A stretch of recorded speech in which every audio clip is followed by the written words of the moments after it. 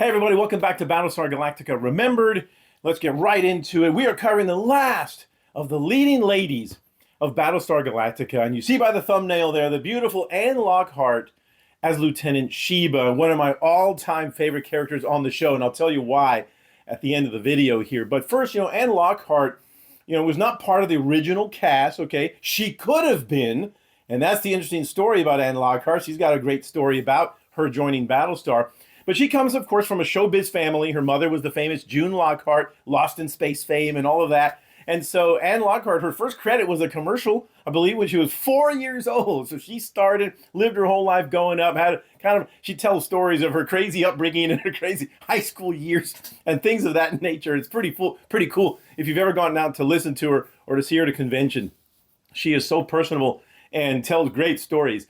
And anyway, so she starts playing bit parts, bit characters, excuse me, kind of like Laurette Spang did, where, she was coming out in all kinds of different shows. She was pretty experienced by the time the late 70s got there, was already making, appearances in feature films as well. And so, what happens? Well, I mentioned that, she was almost going to be in on Battlestar from the very start, but she wasn't. Now, what happened? Well, Glenn Larson, he wanted Anne Lockhart in Battlestar Galactica from the very get-go. He had identified her as a great person, a great actress, and he wanted her for the show. Well, what does he do? He offers her the role of Lieutenant Athena. That's right. Imagine Battlestar with Anne Lockhart as Athena instead. That would have been really interesting, wouldn't it have been? Who knows? Maybe she could have made that role something into maybe what the original plan for Athena was going to be. Who knows? But anyway, very interesting to note that Anne Lockhart reads the script and she didn't really care for it. She said, I just don't think I would be happy in that role. She said she kind of described it almost as a little bit too much of Athena sat on the sidelines and cheered on the warriors, that kind of thing, and wasn't involved in a lot herself. And so she said she wouldn't be happy in that role. It was not a real strong female lead. So she turns it down, and she said this a lot, that, what was I thinking? Here I was, she was about 25 years old, living at home, didn't have a lot of money yet, and she turns down a starring role in Battlestar Galactica. She said, I hope I will not regret this. Well, thank goodness Glenn Larson had other ideas in mind. Very shortly thereafter, he's writing the episode, of course, The Living Legend, and he writes in the character of Lieutenant Sheba, Commander Kane's, strong warrior, female daughter, and with Anne Lockhart in mind. This was a very unique role. Sheba wasn't just a role that, Anne Lockhart tried out for and got the part.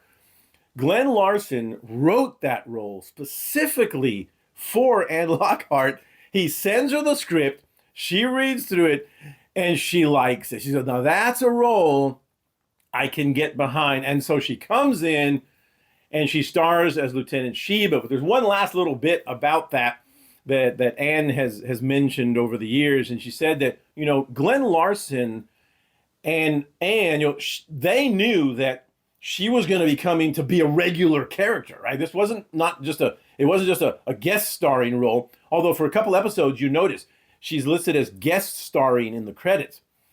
She couldn't tell anybody while the contract negotiations were going on and all this kind of stuff. Glenn Larson asked her, don't say anything to anybody just yet that she's going to be a regular part of the show until it's all finalized. And then, of course, she was. So she couldn't really say anything at the beginning, but she knew that she was going to be a part of that show for the whole second half of the show. And boy, what an impact, right? I mean, one of the major characters that we always think about, a pivotal character in the show, is Sheba once she comes on the show. And she and Laurette Spang as Cassiopeia, I arguably become the two kind of co-leading ladies of the show. I mentioned this earlier when we were talking about Cassiopeia in my other episode. If you haven't seen that one, make sure you check those out as well. Please subscribe and like the channel as well if you like the content we've got here. And so they become the two main leading ladies who play opposite of Apollo and Starbuck. So it's really cool. It's a great dynamic. And that's why, oh my goodness, Glenn Larson, let's just very briefly, we have to really give kudos to Glenn Larson and his casting ability, right? This show was one of the best cast show ever, I think. Can you imagine anybody else but Lauren Green as Adama?